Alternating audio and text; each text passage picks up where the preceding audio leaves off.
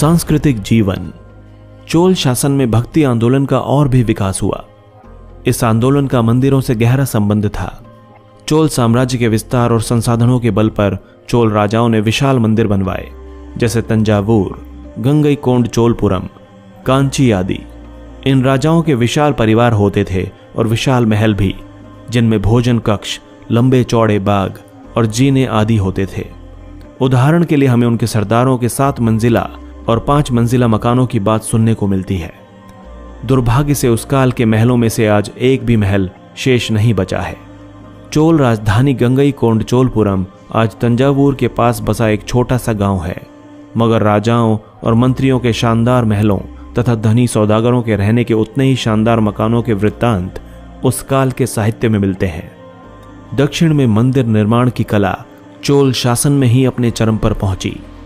इस काल में वास्तुकला की जो शैली प्रचलित हुई उसे द्रविड़ कहा जाता है, क्योंकि यह लगभग दक्षिण भारत तक ही सीमित थी।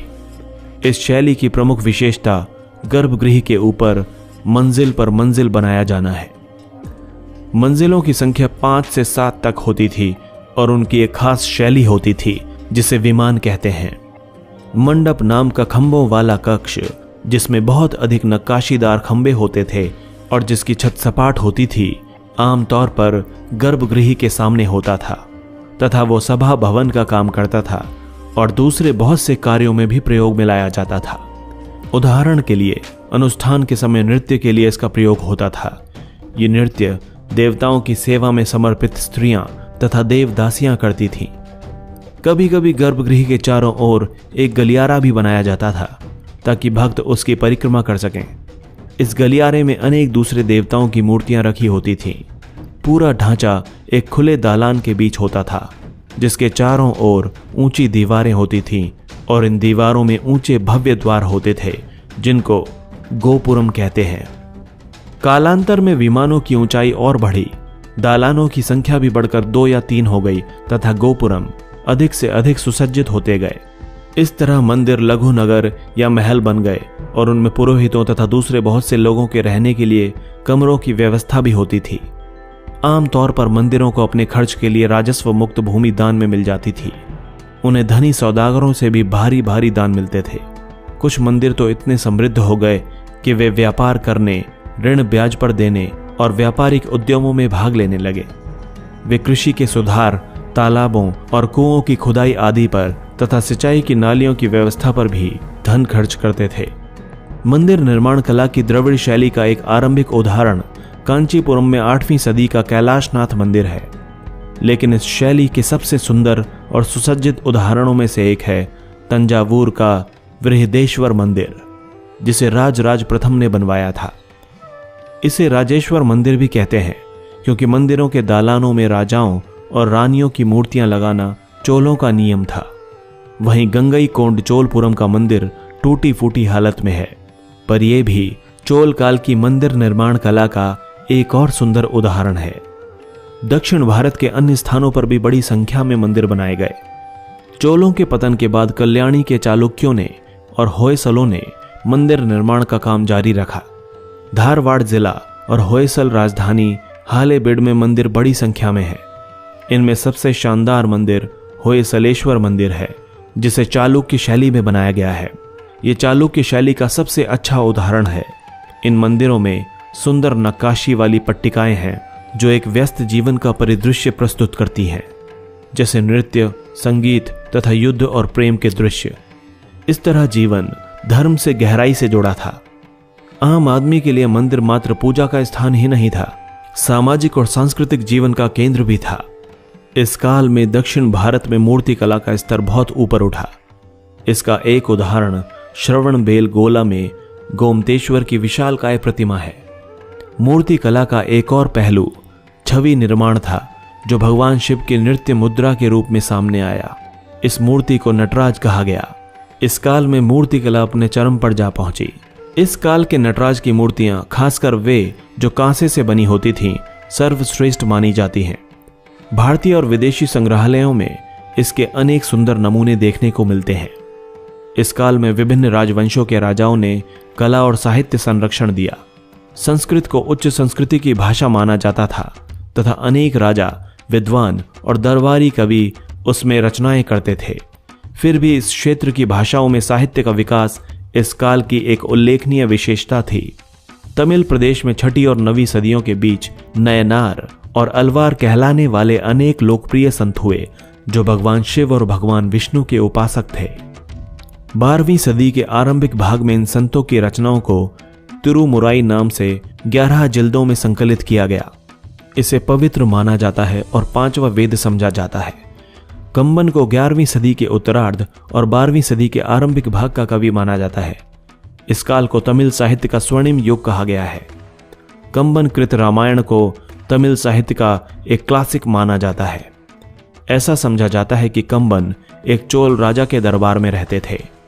दूसरे बहुत से लोगों ने भी रामायण और महाभारत से विषय ग्रहण किए और इस तरह वे इन महाकाव्यों को जनता के और पास ले आए। तमिल के बाद कन्नड़ इस काल में साहित्य की भाषा बनी। राष्ट्रकूट, चालुक्य और होयसल शासक कन्नड़ और तेलुगु दोनों को संरक्षण देते थे। राष्ट्रकूट राजा अमोघ वर्ष ने कन्नड़ में काव्य शास्त्र पर एक पुस्तक लिखी थी। कन्नड़ के विकास में अनेक जैन विद्वानों का भी योगदान रहा।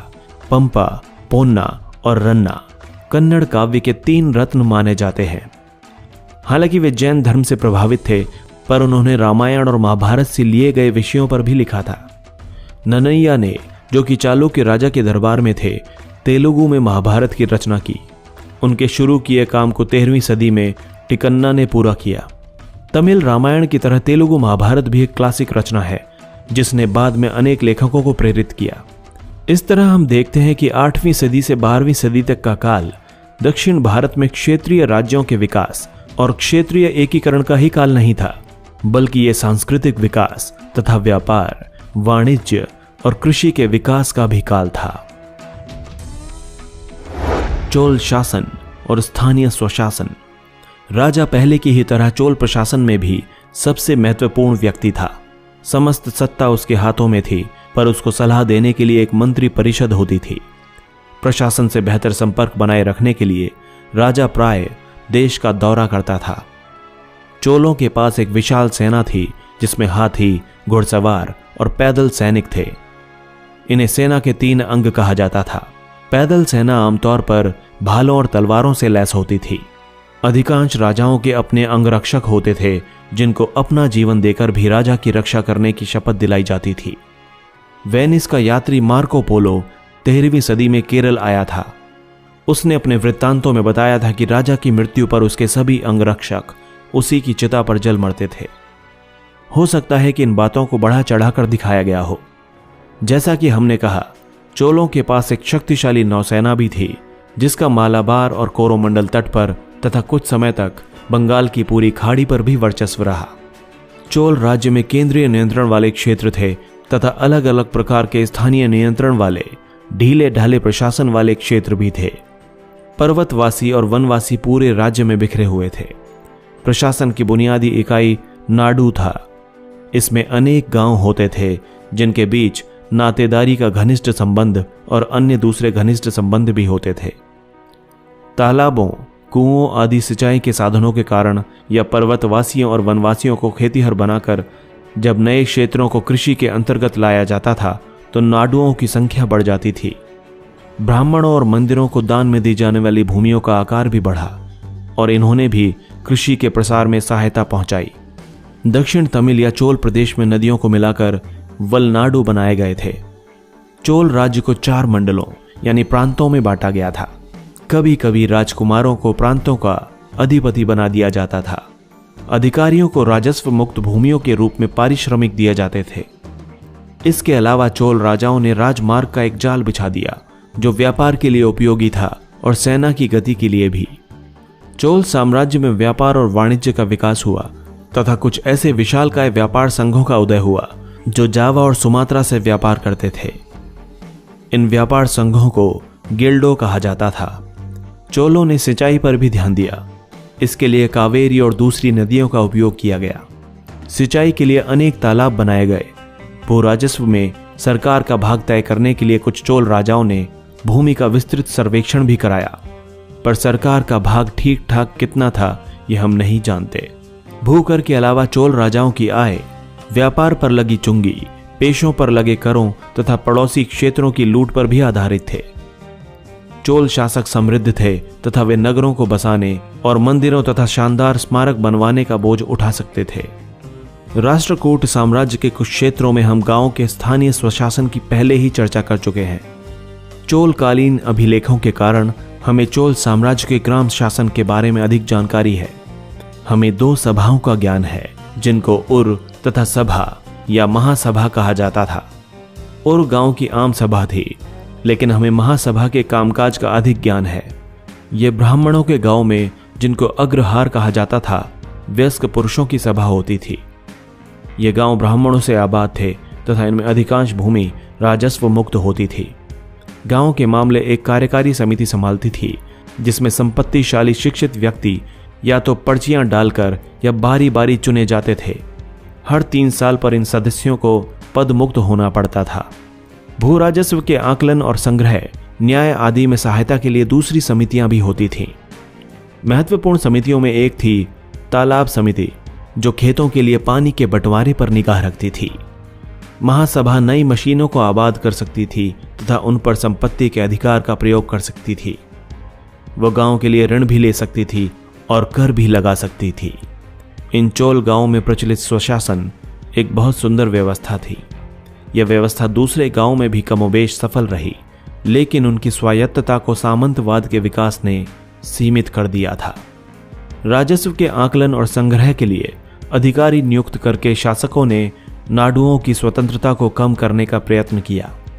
चोल शासन घरेलू और विदेशी व्यापार में वृद्धि के साथ बढ़ते नगरीकरण का काल था। नागपट्टनम चीन, श्रीलंका, दक्षिण पूर्व एशिया के नाविकों और अरबों के लिए व्यापार का एक प्रमुख बंदरगाह था। दस्तकारी और गैर खेतीहर मालों का व्यापार भी बढ़ा। इसमें मंदिरों की भी सक्रिय भूमिका रही। दोस्तों, अगर आपको हमारा वीडियो अच्छा लगा तो प्लीज लाइक करें, शेयर करें और कमेंट करें, और हमारे चैनल हिस्टोरिक हिंदी को सब्सक्राइब करना ना भूलें, ताकि हमारी हर नई वीडियो की अपडेट आपको मिलती रहे। धन्यवाद।